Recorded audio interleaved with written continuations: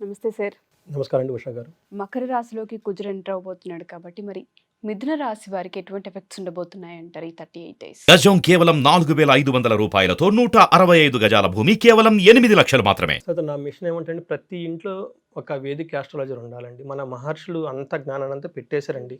ఎలా చేస్తే మనం చాలా ఈజీగా మనం ఉన్నతంగా ఎదగొచ్చు, ధనాన్ని సంపాదించుకోవచ్చు, కీర్తి ప్రతిష్టలను సంపాదించుకోవచ్చు, ఎఫర్ట్లెస్గా ఒక జర్నీని ఎలా చేయాలి అని చెప్పేసి మన మహర్షులు ఒక శ్లోకాల్లో నిగూఢంగా పెట్టేశారండి. అవి మనం తెలుసుకొని వాటికి అనుగుణంగా మనం ఫాలో అయిపోతే కనుక వాళ్ళకి ప్రతి ఒక్కరికి ఎంతో హ్యాపీగా మనం ఇందాక చెప్పుకునే విధంగా వాళ్ళు ఎంతో భోగభాగ్యాలను అనుభవించి ప్రాస్పరిటీని అనుభవిస్తారండి.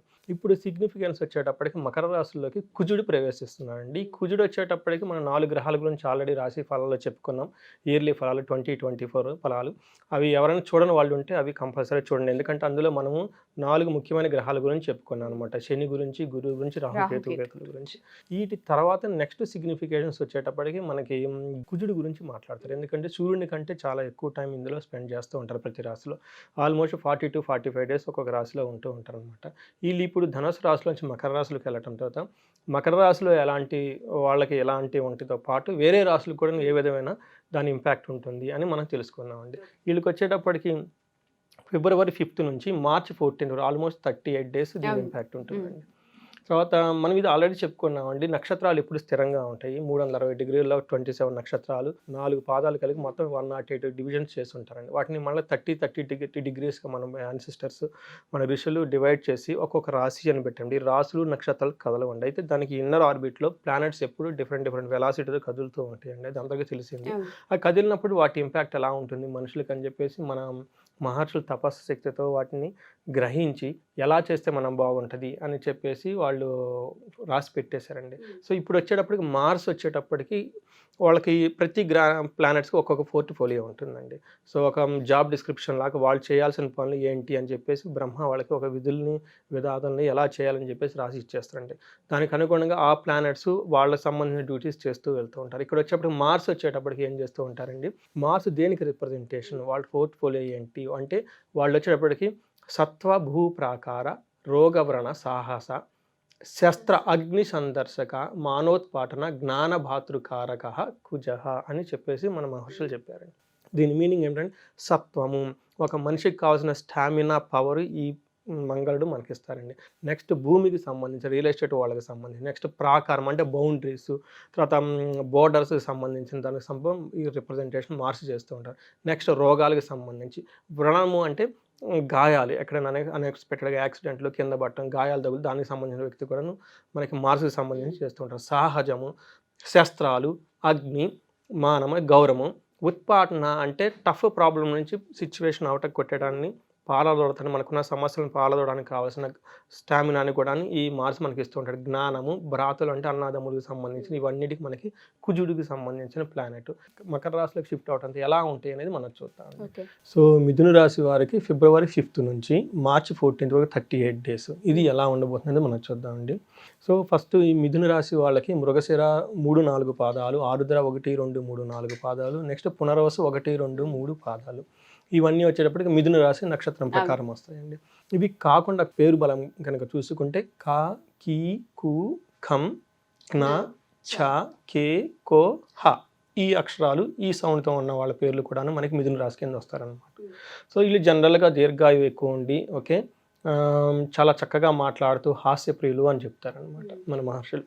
వీళ్ళకి వచ్చేటప్పటికి 8th హౌస్లో ఈ చేంజెస్ అనేది వస్తుందండి. మకర రాశి వాళ్ళకి జనరల్గా 8th హౌస్లో ఏ ప్లానెట్ ట్రాన్సిట్ చేసినా అది మంచిది కాదు అని చెప్తారండి. సో వీళ్ళు ఈ టైంలో ఈ ట్రాన్సిట్ వీళ్ళకి అంత మంచిది అనుకూలమైనది కాదు కాబట్టి కొంచెం జాగ్రత్తగా ఉండాలి. సో మరి దీనికి సంబంధించి మన మహర్షులు ఏం చెప్పారో చెప్తాం. ఇది మంచిది అయితే కాదండి, కొంచెం అనుకూలంగా లేని టైం అనమాట. బట్ అందుకని వీళ్ళు కొంచెం కేర్ఫుల్గా జాగ్రత్తలు తీసుకోవాల్సిన టైం అనమాట. సో వీళ్ళకి లోహమూర్తిగా ఎంటర్ అవుతుందండి. మనకి gold medalist Olympic gold medals, gold medal, తర్వాత సిల్వర్, బ్రోంజ్, ఇంకా తర్వాత కన్సోలిడేషన్ ప్రైజ్ అని చెప్పేసి పెడతారనమాట. వీళ్ళకి ఆ లోహమూర్తి ఐరన్గా లోహమూర్తిగా ఎంటర్ అవుతూ ఉన్నారు కాబట్టి అంత అనుకూలమైనది ప్లానెట్ టైం కాదు. ఈ 38 డేస్ చాలా కేర్ఫుల్గా ఉండాలి. సో ఏ విధంగా వీళ్ళకి ఎఫెక్ట్ అవ్వబోతుంది అంటే ఒకటి ప్రవాస, ఇది చాలా ఇండికేషన్ అనమాట. ఈ టైంలో మనం ఇప్పుడు చెప్పుకునే విషయాలు వాళ్ళు కేర్ఫుల్గా ఉండాలి. ఒకటి ప్రవాస అంటే ఇప్పుడు ఉన్న పొజిషన్ నుంచి ఇంకో పొజిషన్కి వెళ్ళి వేరే ప్లేస్కి వెళ్ళే సిచ్యువేషన్ ఉంది, అంటే కంఫర్టబుల్గా ఉండే స్టేస్ కాదనమాట, ఇంకో చాటికి షిఫ్ట్ అయ్యే అవకాశం ఉంది, అది కూడా నెగిటివ్గా షిఫ్ట్ అవుతాయి అనమాట. కార్యహాని స్యాత్, ఏదైనా గనక పని గనక స్థలపడితే ఈ టైంలో ఒక ఆబ్జెక్ట్ ఒక ఎయిమ్ పెట్టుకొని వర్క్ చేస్తూ ఉంటే దానికి సంబంధించిన లాట్ ఆఫ్ ఆటంకాలు, ఓకే, ట్రబుల్స్ వచ్చేస్తాయి, అబ్స్టాకిల్స్ వస్తాయి అని జాగ్రత్తగా పెట్టుకోవాలి. కాసరోగ ప్రేడనం, ఈ టైంలో వాళ్ళకి ఏం చెప్తారంటే కొంచెం గ్యాస్ట్రైటిస్ కానివ్వండి, లేదంటే దగ్గుకు సంబంధించి ఆస్మా లాంటి రోగాలు వచ్చి వీళ్ళకి ఎఫెక్ట్ అయ్యే అవకాశం ఎక్కువ ఉంది. స్థాన నాశ, ఉన్న పొజిషన్ని పోగొట్టుకునే సిచ్యువేషన్లు వస్తాయి అన్నమాట అనవసరంగా. సో వీళ్ళంతా వీళ్ళు రిజైన్ చేసేయటం, వీళ్ళకంతా ఏదో ఒక ఇరిటేషన్ వచ్చేసి ఇది నేను చేయలేను, నా పని చేస్తున్న పని వదిలేసి వెళ్ళిపోవటం, ఇవన్నీ జరుగుతూ ఉంటాయండి. తర్వాత రుణచ్ఛేద, అప్పులు కనుక వీళ్ళు ఎక్కడన్నా తీసుకొని ఉంటే ఈ టైంలో మా డబ్బులు మాకు కావాలి అని చెప్పేసి వీళ్ళని బాధ పెట్టే టైం ఉంది, అందుకని కేర్ఫుల్గా ప్లాన్ చేసుకోవాలి.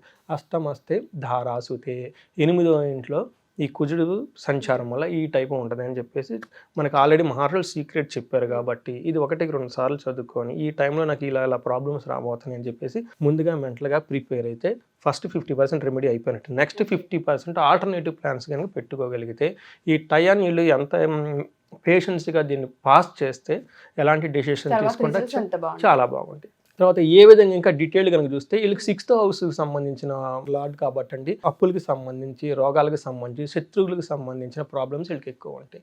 అంతేకాకుండా 11th house gains and desires, అనుకున్న పనులు అనుకున్నట్టు కావు, తర్వాత రిజల్ట్ వీళ్ళకి ఏ పని చేసినా అనుకున్నంత విధంగా ఉండదు. కాబట్టి ఈ విషయాల్లో వాళ్ళు కేర్ఫుల్గా ఉండాలి. తర్వాత వచ్చేటప్పటికి చాలా చేంజెస్, 8th హౌస్ వచ్చేటప్పటికి చాలా అన్ఎక్స్పెక్టెడ్గా చేంజెస్ వస్తాయండి. వీళ్ళు 8th హౌస్ కూడా ఉండటంతో అన్ఎక్స్పెక్టెడ్గా ఈ పైన చెప్పుకున్న విషయాలు అన్ఎక్స్పెక్టెడ్గా నెగిటివ్ సైడ్ రిజల్ట్ రావడానికి చాలా ఛాన్సెస్ ఎక్కువ ఉంది. ఎలా అంటే ప్రొఫెషనల్ లైఫ్లోను పర్సనల్ లైఫ్లోను చాలా రిలేషన్షిప్ డిస్టర్బ్ అయ్యే ఛాన్సెస్ ఉంది. అందుకని మీరు కామ్గా ఉండటం చాలా ఇంపార్టెంట్. తర్వాత సడన్ చేంజెస్ లాస్ కానీ నష్టంగా ఉంటుంది కాబట్టి తర్వాత స్టెబిలిటీ ఇన్ ద ఫైనాన్స్లో చాలా ఇంపార్టెంట్. చాలా విధంగా వాళ్ళకి హర్డిల్స్ వచ్చేస్తాయి అని చెప్తానమాట. తర్వాత నెగ్లిజెన్స్గా ఏమాత్రం ఉండకూడదు ప్రొఫెషనల్ మ్యాటర్స్లో. తర్వాత వాళ్ళు ఎక్కడైనా నెగ్లిజెన్స్గా కనుక ప్రొఫెషనల్ మ్యాటర్స్లో ఉంటే లీగల్ కాంప్లికేషన్స్ వచ్చే అవకాశం ఉంది. సెట్ బ్యాక్స్, మీరు అనుకున్న పని ఒకటైతే ఇంకొకటి రివర్స్ అయ్యే అవకాశం ఉంది. కాబట్టి చాలా కేర్ఫుల్గా ఉండాలి. తర్వాత చాలా క్రూషియల్గా వాళ్ళు డెసిషన్ మేకింగ్ చేసుకోవాలి, ఫోకస్డ్గా ఉండాలి. 1-2 సార్లు ఆలోచించుకొని వేరే వాళ్ళ హెల్ప్ తీసుకొని చేయటం చాలా ఉత్తమం అనమాట. లేదంటే పోస్ట్ పోన్ చేయటం ఇంకా చాలా బెటర్. ఇనిషియేటివ్ ఏదో చేయాలని ఆవేశంగా చేసి దానికి రిజల్ట్ రాక బాధపడే బదులు కొంచెం రిస్కీగా ఉండి న్యూగా ఉన్న కాంప్లికేటెడ్ మ్యాటర్స్ పోస్ట్ పోన్ చేస్తే ఇంకా చాలా బెటర్ అనమాట. ఎవరితోటి హార్ష్గా మాట్లాడద్దు. మీకు ఈ టైంలో ప్రెషర్ అయిపోయేసి జనరల్గా కోప్పడతాము, ఓకే, గట్టిగా మాట్లాడేస్తాం, అది కామన్ అండి. కానీ అది వచ్చే ఛాన్సెస్ ఉంది కాబట్టి సాధ్యమైనంత కామ్గా ఉండటం నేర్చుకోవాలి. ఇంకా వేరే ఆలోచన లేదండి. సో ఎందుకు ఏమంటారంటే మనకి సహనాన్ని మించిన ఆయుధము ఇంకొకటి ఉండదు అని చెప్తూ ఉంటాం. ఈ టైంలో ఆయుధాలు ఏంటంటే ఈ రెండు వాళ్ళ ఆయుధాలు పెట్టుకోవాలి ఉంటే అంత మంచిదండి. తర్వాత ఇన్వెస్ట్మెంట్స్ కాషియస్లీ, ఎక్కడైనా సరే షేర్లు, డిబెంచర్స్ ఈ టైప్ వ్యాపారాలు చేసేవాళ్ళు ఫైనాన్స్ రిలేటెడ్ మ్యాటర్లో కాంట్రావర్స్ అవుతుంది కాబట్టి చాలా కేర్ఫుల్గా ఉండాలి. తర్వాత న్యూ ప్రాజెక్ట్స్, న్యూ ఎక్స్పెరిమెంట్ లాంటివి చేయకూడదు. నాలెడ్జ్ చెప్పుకున్నాం కాబట్టి వాటి చాలా అవాయిడ్గా చేయాలి.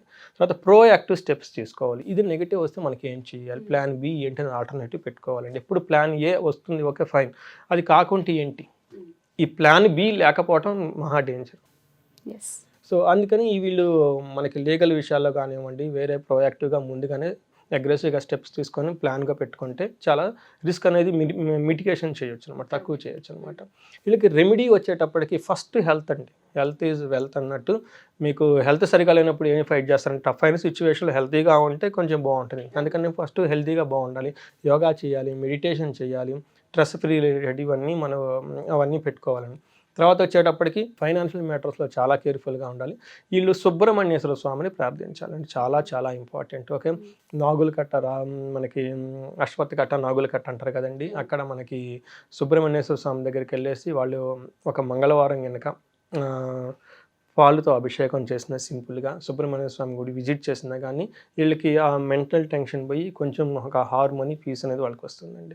ఇది వచ్చేటప్పటికి మనం ఓవరాల్గా మిథున రాశి వాళ్ళకని జాతక రీత్యా అండ్ దాంతోపాటు చాలా మందికి మనం చెప్తూ ఉంటాం పుట్టిన టైం డేట్ని బట్టి కూడా కొంత ఇంపాక్ట్ చూపించే అవకాశం ఉంటుందని. సో ఆ ప్రాసెస్లో కనుక ఎవరైనా ఓవరాల్గా ఇయర్కి సంబంధించి మా జాతక చక్రం ఏంటి అనేది ఒకసారి చూపించుకోవాలనుకుంటున్నాం అనే వాళ్ళు ఉంటూ ఉంటారు సార్. వాళ్ళు మిమ్మల్ని అప్రోచ్ అవ్వాలన్నా లేదా దాంతోపాటు మనం క్లాస్ కూడా ఒకటి డిజైన్ చేయడం జరిగింది. ప్రతి ఒక్క ఇంట్లో ఆస్ట్రాలజర్ ఉండాలని అదే పనిగా మనం ప్రతి వీడియోలో చెప్తూ వచ్చాము. అలా కోర్స్ ఎవరైనా నేర్చుకోవాలంటే ఆఫ్లైన్లో రెడీ ఉంది కాబట్టి దానికి సంబంధించే విధంగా అప్రోచ్ అవ్వచ్చు అంటారు. ప్రతి ఇంట్లో ఒక వేదిక ఆస్ట్రాలజర్ ఉండాలండి, వాస్తు పండిట్ కూడా ఉండాలండి. అప్పుడే ఆ ఇంట్లో చాలా బాగుంటుందండి. ముందుగానే వాళ్ళకి అన్నీ తెలిసిపోతుంది. వాళ్ళ జాతకం వాళ్ళు ఏంటో తెలుసుకోవటం అనేది ఒక పెద్ద రెమెడీ అండి. 50% రెమెడీ మన జాతకం మనం తెలుసుకోవట్లేదు. నెక్స్ట్ వచ్చేటప్పటికి ఎవరేం చెప్పిన యాత్రల విషయం చేయమని, అవి చేయమని, ఇవి చేయమని చెప్తారు. మంచి పనులు చేయమని, దాన ధర్మాలు చేయమని చెప్తారు కానీ వేరే ఏమీ చెప్పరండి. ఎవరే ఆస్ట్రాలజర్గా అది తెలుసుకుంటే ఏమవుతుందంటే చాలా ఎఫర్ట్లెస్ జర్నీ వాళ్ళు చేయొచ్చండి. ప్రాస్పరిటీ కానీ అభివృద్ధి కానీ ఉండదొస్తుంది. అలాంటి వాళ్ళు ఇండివిజువల్గా కనుక వాళ్ళ జాతక చక్రంలో చాలా యోగాలు ఉంటాయి, దశలు ఉంటాయి, భుక్తులు ఉంటాయి. ఇవి కాకుండా వేరే కూడా వాళ్ళకి హిడెన్గా చాలామంది చెప్పలేని అవన్నీ ఉంటాయి. అవన్నీ మనం ట్రేస్ అవుట్ చేసి వాళ్ళకి ఈ సిచ్యువేషన్కి అనుగుణంగా వాళ్ళకి కౌన్సిలింగ్ ఇచ్చేసి వాళ్ళకి వీ కెన్ హెల్ప్ దెమ్ అండి. తర్వాత వచ్చేటప్పటికి మనకి ఒక ప్రొవిజన్, ఒక మంచి ఆథెంటిక్గా ఈ సబ్జెక్ట్ ఎక్కడ దొరుకుతుంది, మన తక్కువ టైంలో ఈ ఆస్ట్రాలజీ గురించి మనం అట్లీస్ట్ కొంత నాలెడ్జ్ మనకు కావాలనుకునే వాళ్ళకి కూడాను మనకి ఈ స్క్రీన్ మీద కనిపిస్తున్న నెంబర్ కానీ మనకి కనెక్ట్ అయితే వాళ్ళకి 2 విధాలు హెల్ప్ చేయొచ్చండి. Sure sir. Thank you sir. Thank you so much. Thank you అండి ఉషా గారు. సో ఎవరైనా సరే మా ఈ వీడియో చూసిన తర్వాత సురేష్ గారి అపాయింట్మెంట్ కోసం జాతకరీత్యా అవ్వచ్చు లేదా ఆస్ట్రాలజీ ఎవరైతే నేర్చుకోవాలనుకుంటున్నారో మరి వాళ్ళకి సంబంధించిన ఆ రికార్డ్ తీసుకోవాలనుకున్నా కానీ కింద స్క్రోల్ అవుతున్న కాంటాక్ట్ నెంబర్ని కాంటాక్ట్ చేస్తే ఖచ్చితంగా సురేష్ గారి టీం మీకు రెస్పాండ్ అవుతారు అండ్ మీకు కావాల్సిన డీటెయిల్స్ని అందజేస్తారు. Thank you.